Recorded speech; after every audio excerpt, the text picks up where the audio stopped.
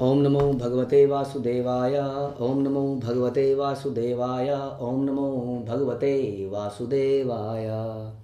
श्रीमद् भागवतम आज हम करेंगे चौथा कैंटो 9th चैप्टर का समरी। ध्रुव महाराज का घर वापस आना। ध्रुव महाराज रिटर्न्स होम। ध्रुव महाराज तपस्या करने के लिए जंगल में गए थे। हम जानते हैं 6 महीने के लिए उन्होंने तपस्या करी, भक्ति करी, भगवान की पूजा अर्पण किया, भगवान के नाम का मंत्र जपा, उन्हें ऑफरिंग करी और इस प्रकार से उन्हें साक्षात भगवान के दर्शन पाए। अल्टीमेटली भगवान, इससे पहले चैप्टर में हमने देखा कि सारे देवता लोग, सारे लोग परेशान हो जाते हैं कि संसार में से हवा चली गई है, बचाओ बचाओ त्राही माम। वो भगवान के पास पहुँचते हैं। भगवान कहते हैं डरो मत, मेरा एक भक्त है जो कि तपस्या कर रहा है। देवताओं को शांति सांत्वना देने के बाद भगवान चल पड़ते हैं मधुबन की तरफ अपने गरुड़ में, जहाँ पर ध्रुव महाराज तपस्या कर रहे थे। और ध्रुव महाराज के बाद जैसे ही भगवान पहुँचते हैं, ध्रुव महाराज के आँखों के अंदर से जो दर्शन हो रहे थे वो दर्शन होने बंद हो जाते हैं। ध्रुव महाराज आँखें खोलते हैं तो साक्षात भगवान को अपने सामने पाते हैं और इतनी एक्सटेसी, उसको एक्सटेसी बहुत ज़बरदस्त ऐसी फीलिंग होती है कि उस फीलिंग में ऐसा लगता है कि वो आँखों से भगवान को पी रहे हैं, भगवान के चरणों को चूम रहे हैं, भगवान को हाथ फैला के उनके गले लगा रहे हैं। ऐसा उनको फीलिंग आती है विदाउट एक्चुअली डूइंग इट। लेकिन ध्रुव महाराज स्तब्ध रह जाते हैं और स्तब्धता में वो कुछ बोल नहीं पाते हैं। तभी भगवान अपना शंख उनके सर पर रखते हैं। और सर पर रखते ही ध्रुव महाराज को सारा वैदिक ज्ञान हो जाता है और भगवान की सुंदर ग्लोरिफिकेशन करने के वो लायक हो जाते हैं। इसलिए कहते हैं भगवान तेषाम सततयुक्तानाम भजताम प्रीति पूर्वकम ददामी बुद्धि योगम तम ये नमाम उपयंति थे, कि जो भगवान का निरंतर भजन करता है भगवान उसको उपयुक्त नेसेसरी नॉलेज देते हैं। जो भी उसको भक्ति करने के लिए आवश्यक वस्तुएं हैं वो उसको प्रोवाइड करी जाती हैं, चाहे वो धन हो, चाहे वो बुद्धि हो, वटेवर कुछ भी चीज़ हो वो उसको प्रोवाइड भगवान करते हैं। इसलिए बहुत ज़्यादा चिंता और परेशान होने की ज़रूरत नहीं है कि क्या होगा अगर हम भक्ति करेंगे तो क्या हम ये कर पाएंगे, क्या हम वो कर पाएंगे, क्या हम ये कर पाएंगे। ध्रुव महाराज इज ए लाइव एग्जाम्पल। लेकिन इस पर हमारा विश्वास कम है।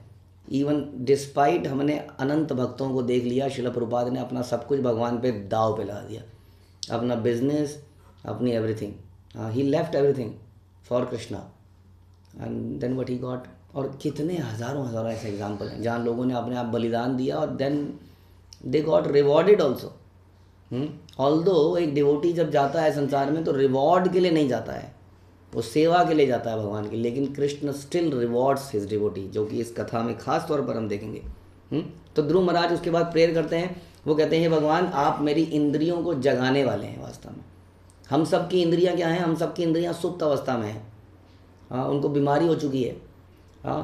लेकिन भगवान हमारी इंद्रियों को जागृत करते हैं। हमारे नेत्रों को भगवान के दर्शन पाके वो जागृत होते हैं। इसी प्रकार की हमारी सारी सेंसेस जो हैं वो भगवान की भक्ति में आने के बाद जागृत होती हैं। उसके पहले उन्हें एक नशा सा हो रखा होता है, उस नशे में उनकी ओरिजिनल कैपेसिटी समाप्त हो जाती है, हमारी नेत्र हों या वटेवर।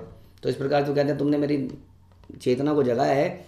आप इस संसार में अलग अलग प्रकार से आते हो, वैरायटी क्रिएट करते हो, आप ही के कारण संसार बनता है, आप ही एकमात्र शेल्टर हो।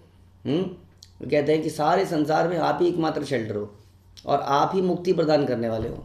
इस प्रकार से बोलते हैं। उसके बाद में बोलते हैं कि जो मूर्ख लोग होते हैं, मूर्ख लोग, वो क्या करते हैं?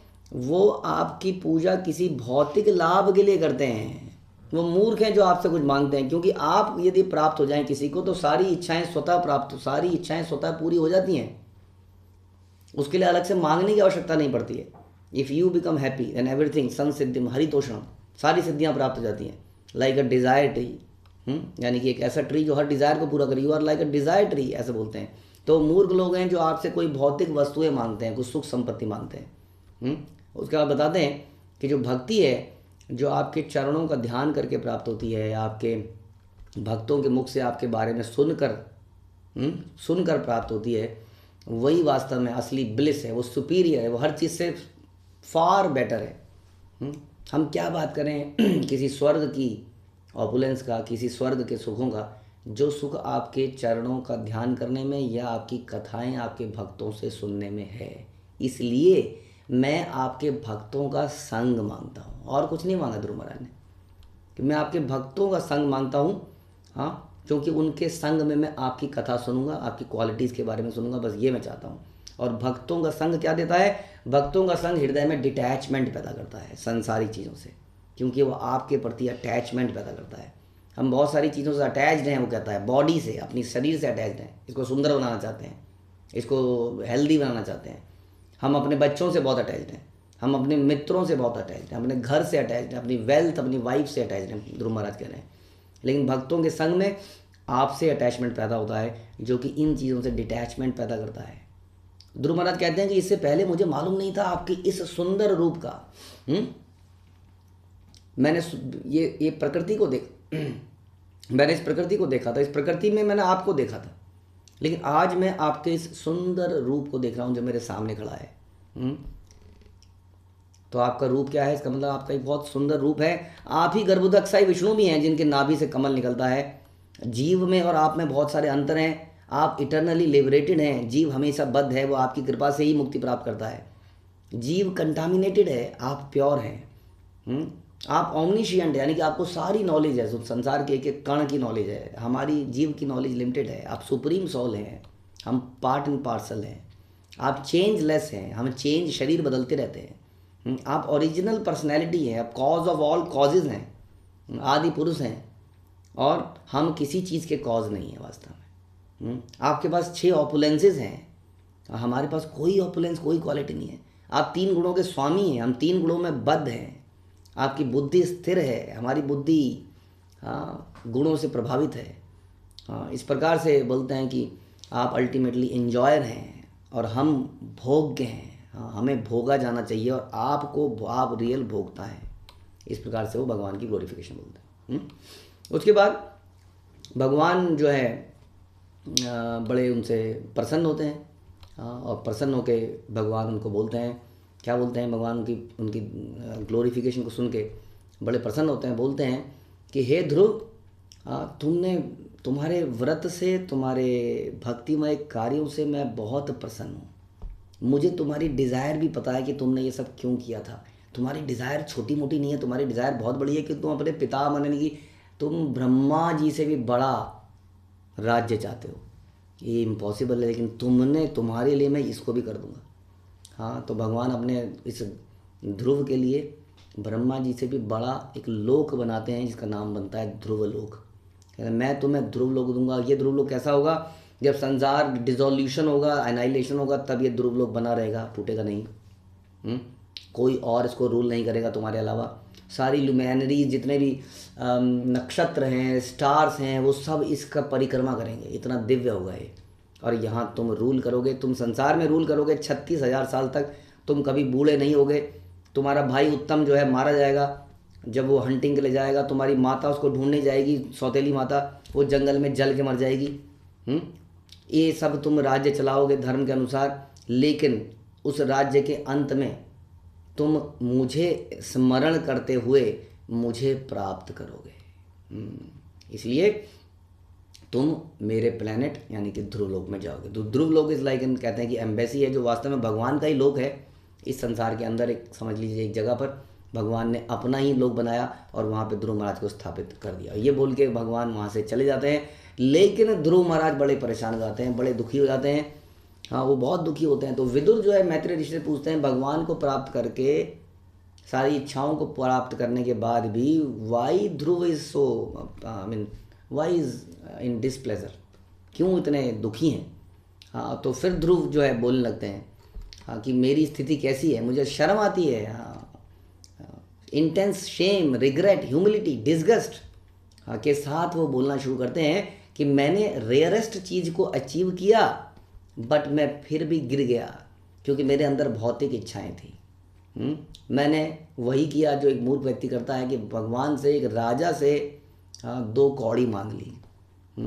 एक्चुअली में इस प्रकार से मेरी बुद्धि माया से वो भी मोहित हो गई और मैंने यूज़लेस चीज़ों के लिए प्रे कर लिया। यह हमारे लिए एक शिक्षा है कि हम भी लोग भगवान से अक्सर ऐसी चीज़ें मांगते रहते हैं जो पेरिशेबल हैं, जो टेम्परेरी हैं, और जो उनसे मांगते हैं जो हमें मुक्ति प्रदान कर सकता है, जो हमने अपने चरण, उनके पद कमल हम प्राप्त कर सकते हैं, उनकी भक्ति प्राप्त कर सकते हैं, उनके साथ में जा सकते हैं, लेकिन हम संसार में ही अटके रह के संसारिक चीज़ों का ही सॉल्यूशन भगवान से मांगते रहते हैं।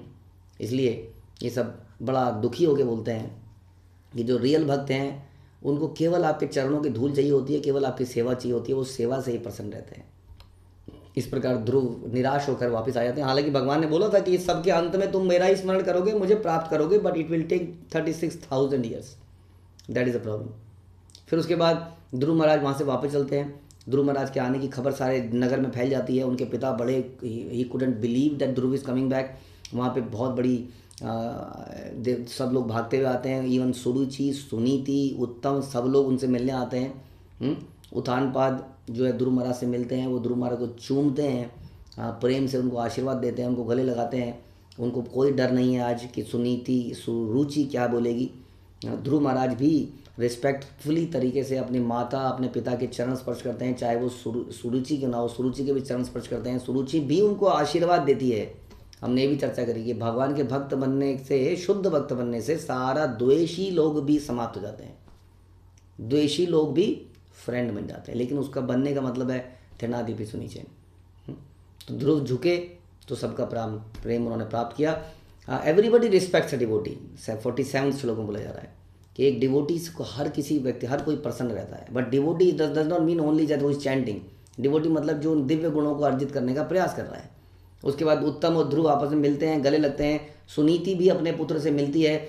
सुनीति रोते रोते ध्रुव को नहला देती है, साथ साथ उनके स्तनों का दूध चूने लगता है अपने बच्चे के प्रेम के लिए। तो इस प्रकार से वो अपने बच्चे का अभिषेक कर देती है। और सारे लोग सुनीति के गुड लक पर उसकी जो नीति थी, जो उसने अपने बच्चे को शिक्षाएं दी, उसके लिए उसकी प्रशंसा करते हैं। ध्रुव अपनी सिटी में वापस आता है और सिटी के गेट्स को, वॉल्स को, चौराहों को बहुत सुंदर ढंग से, भव्य ढंग से सजाया जाता है। एक एक चीज़, बड़ी रिमार्केबल चीज़ तो बड़ी डिटेल में बताई गई थी कैसी उस सिटी को सजाया गया था। और इस प्रकार से उत्तानपाद समय आने पर ध्रुव को राजा बनाते हैं और रिटायरमेंट ले लेते हैं, ये सिखाने के लिए कि हम सभी को समय आने पर, इससे पहले कि हमारी इंद्रियां बिल्कुल बेकार हो जाएं, हमें ये जिम्मेदारियों को छोड़कर टोटली भगवान की भक्ति में लग जाना चाहिए। तो इस प्रकार ये चैप्टर यहाँ पर समाप्त होता है। हरे कृष्णा। श्रील प्रभुपाद की जय। ग्रंथराज श्रीमद् भागवतम की